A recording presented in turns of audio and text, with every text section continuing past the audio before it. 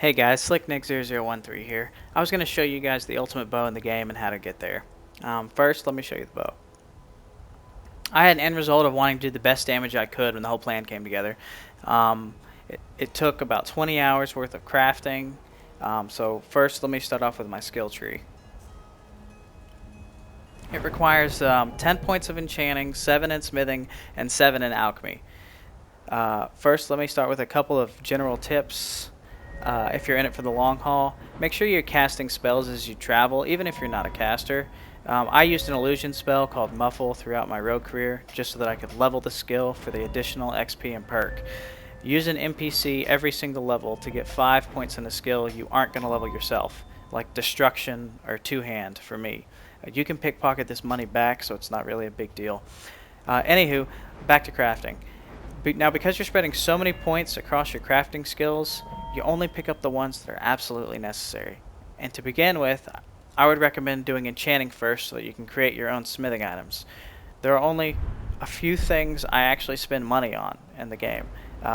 Arrows, new gear to disenchant if it has an enchantment I want, skills from NPCs once it costs so much money it can't be pickpocketed, and lastly, and this one's important, filled soul gems. A tip to new enchanters is buy filled petty soul gems every time you can. These are the cheapest ones. And then create silver or gold rings from jewelry and smithing. And then enchant them with whatever you want. And then sell them back to the guy you're buying your petty soul gems from. Generally, you can come out ahead even. The only other type of filled soul gem I buy is grand. They are used for the best enchants, and you put those on gear you keep permanently.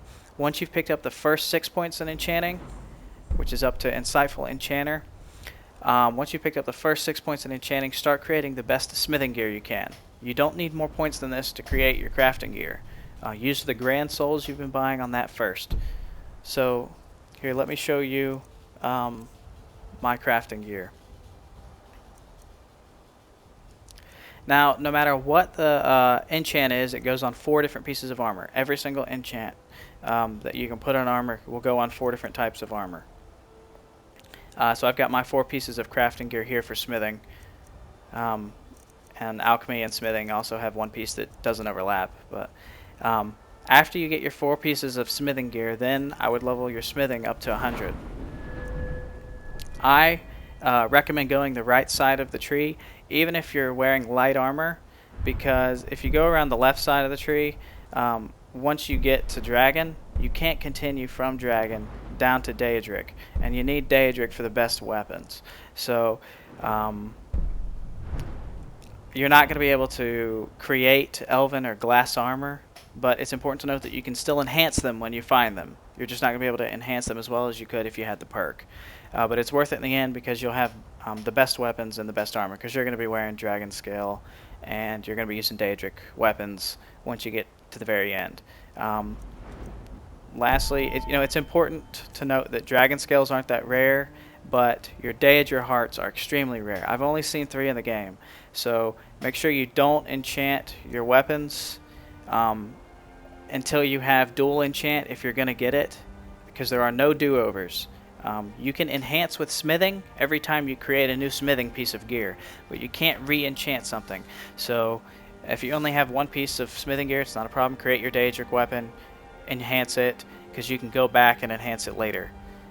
Make sure but when you're going to enchant your weapon or your armor, if you're creating Daedric, make sure you have a grand soul gem and dual enchant before you do it.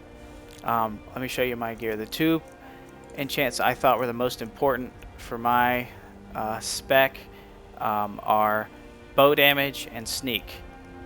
You can see the bottom 4 pieces here have bow damage on them, and then 4 pieces inside here have sneak, all of silence gear. Lastly, if you want to see the ultimate DPS boost, level alchemy up 7 points. This will give you the best bonuses to the potions you make.